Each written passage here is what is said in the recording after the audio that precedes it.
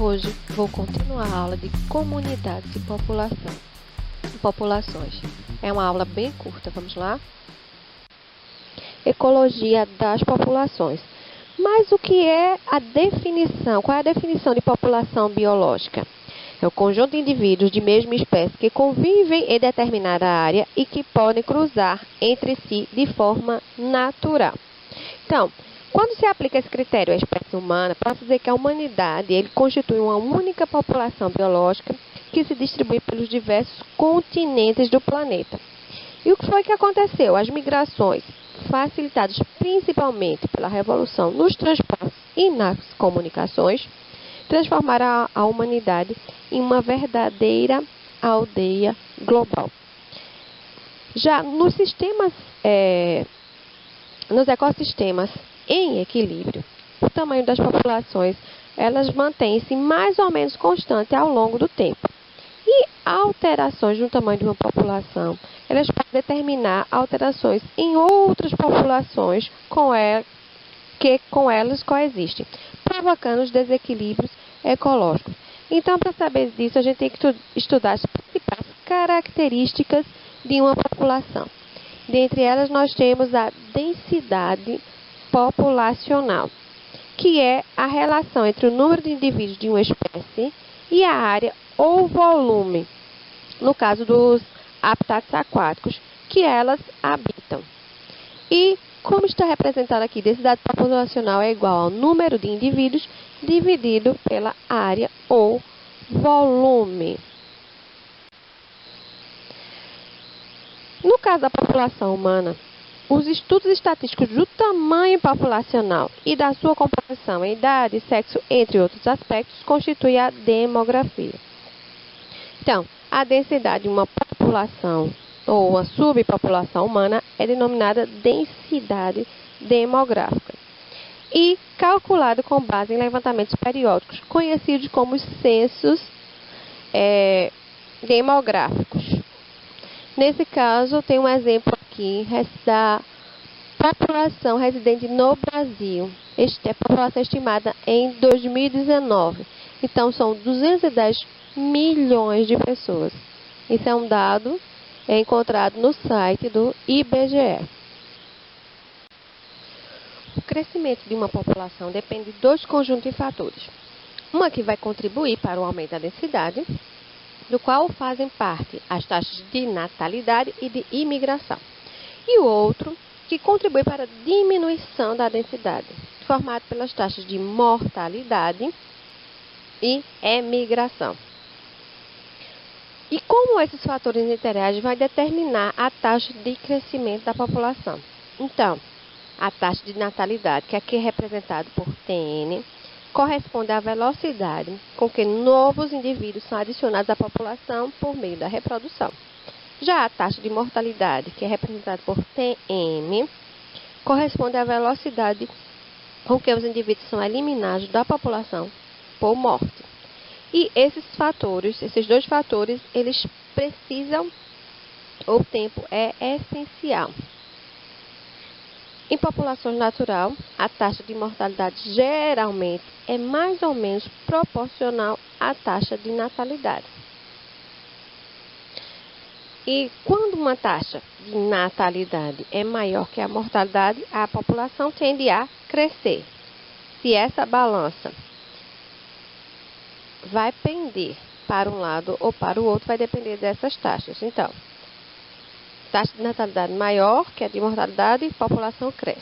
Taxa de mortalidade mais alta do que natalidade, a população vai diminuir. Em países desenvolvidos, a taxa de natalidade e de mortalidade da espécie humana, elas se aproximam.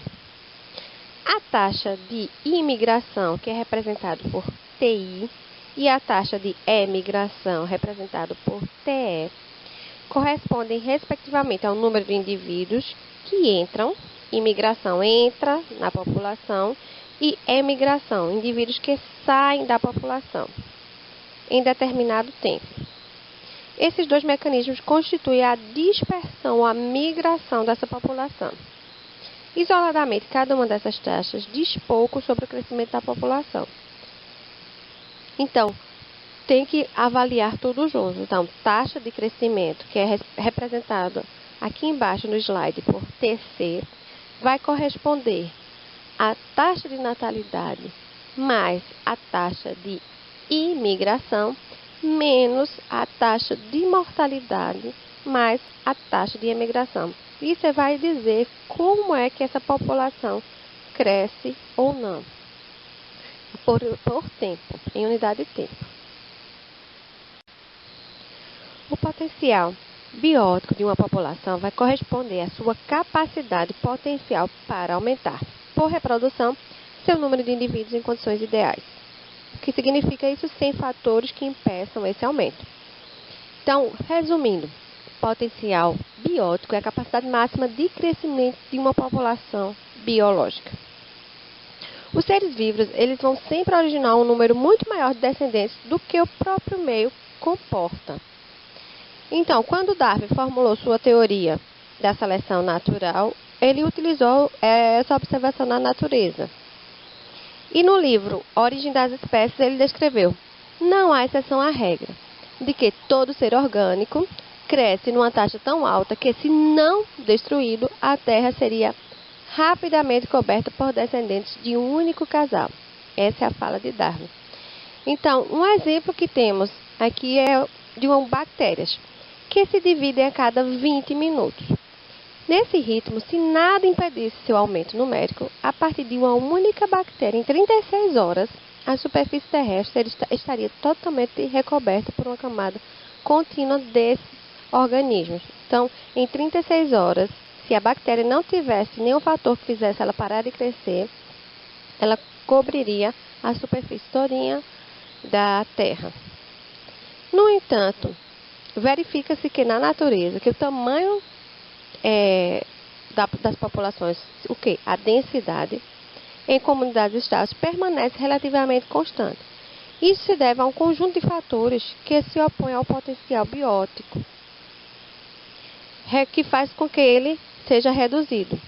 Então, esse conjunto é denominado resistência ambiental, que ele é tanto maior quanto maior for a população.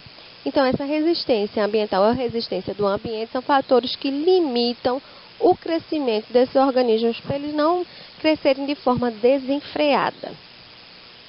Aqui nesse gráfico é outro micro-organismo, é um exemplo de micro-organismo que, se não tivesse mortalidade, ele cresceria numa progressão geométrica. Em 10 horas, teria 102 mil indivíduos. Os principais fatores de resistência ambiental são os fatores reguladores da densidade das populações. Então, para determinar a resistência ambiental, é calculado a diferença entre a taxa teórica de crescimento de uma população sob condições ideais, que é chamado potencial biótico, e a taxa real observada na natureza. E quando coloca esses dados em um gráfico, obtém isso que vocês estão vendo aí, que é a curva de crescimento populacional.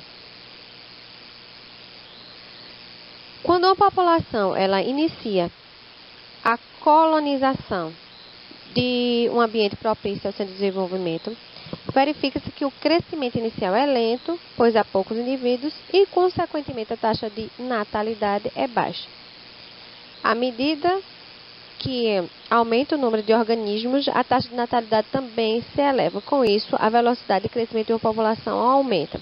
Se não existisse fatores de resistência ao meio, o crescimento da população seria exponencial, representado pelo seu potencial biótico. Mas, à medida que a população cresce, a resistência ambiental aumenta, que é o que está em verde. A resistência aumenta, reduzindo o crescimento populacional. O que é que isso vai acontecer? Ocorre até que se estabeleça um equilíbrio entre a resistência ambiental e a tendência de crescimento da população. Então, a partir daí, temos uma população cujo tamanho é máximo para aquele ambiente. E nessa situação, a população está atingindo a capacidade de suporte do meio. mas pode ocorrer oscilações em torno desse tamanho máximo ao longo do tempo. Então, uma população vai crescer até determinado ponto, porque esse ponto é o tamanho populacional máximo suportado pelo ambiente. Porque esse ambiente, ele causa uma resistência para que essa população não cresça exacerbado. A estrutura etária de uma população vai referir-se à proporção de indivíduos de várias faixas etárias. Então, população em crescimento tem muitos indivíduos jovens, enquanto populações estáveis apresentam maior equilíbrio entre o número de jovens e de adultos. Já populações em declínio apresentam menor proporção de jovens em relação às demais faixas etárias. Então, os dados eles podem ser representados em gráficos e neles podemos especificar para cada faixa etária a porcentagem de representantes do sexo feminino e masculino. Então, esse gráfico aqui é em forma de pirâmide. Então, vamos olhar um gráfico no continente africano e do europeu. O do continente africano indica que é um país em crescimento, porque tem muitos indivíduos jovens, enquanto a Europa tem uma proporção semelhante entre jovens e adultos e idosos. Então, é um país, é uma população estável, que apresentam um maior equilíbrio. Aqui está a pirâmide etária, a estrutura etária de Pernambuco, do estado de Pernambuco. Vocês vão ver que o número de jovens e adultos, eles apresentam uma proporção, mas o número de idosos é bem menor em relação ao número de jovens. E aqui em Pernambuco, até o dia 13, nossa população era de 9.604.000 indivíduos.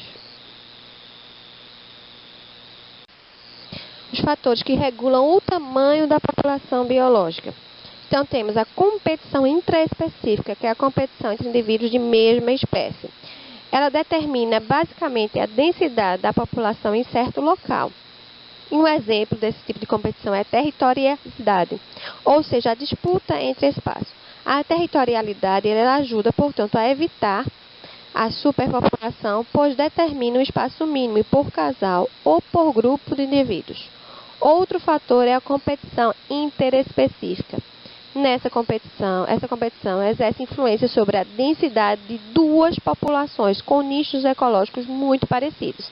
Nesse caso, verifica-se o princípio de exclusão competitiva ou princípio de Gauss, que, de acordo com esse princípio, duas espécies eles podem ter o mesmo hábitat, mas não podem ocupar exatamente o mesmo nicho por muito tempo, havendo a exclusão de uma delas. Outro fator que regula é a predação. A relação entre predador e presa em comunidades estáveis, ela ajuda a estabelecer o equilíbrio entre as populações envolvidas. E as populações de predadores podem determinar a densidade da população de presas e vice-versa. Aqui o exemplo é da lebre e dos líceres, nas regiões frias do Canadá. O que acontece? À medida que vai aumentando o número de lebres, aumenta o número de líceres e passa a ter mais alimento. Aumentando esse número de líceres, vai reduzir a quantidade de lebres, pois elas serão mais predadas. E quando a população de lebre diminui, a população de líceres também diminui, pois menos alimento disponível. É assim que funciona nesse caso de predação.